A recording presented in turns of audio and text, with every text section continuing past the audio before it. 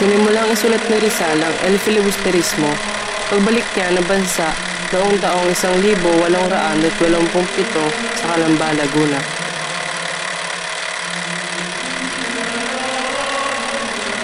Pinagpatuloy at natapos niya itong isulat sa Beatrice, France.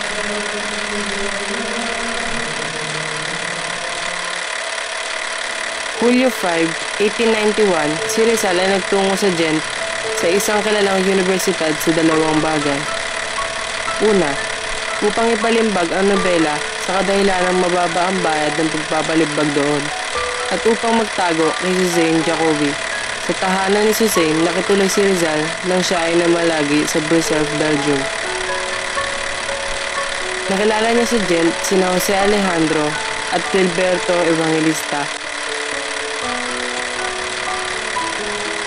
na kapwa mag-aaral ng pag-iinyero.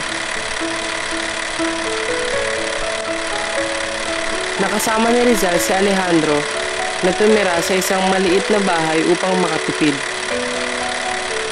Noong Hulyo 18, 1891, pinalimbag ni Rizal ang El Filibusterismo sa F. Mayer van Loo Press dahil mura ang singil dito at maaari rin bayaran ng hulugan.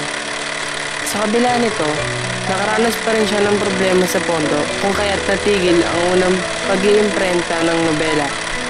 Nakarating kay Valentin ang kalagayan ni Rizal kaya't siya ay nagpadala ng pera. Dahil sa tulong ni Valentin, natapos ipalimbag ang nobelang El Filibusterismo.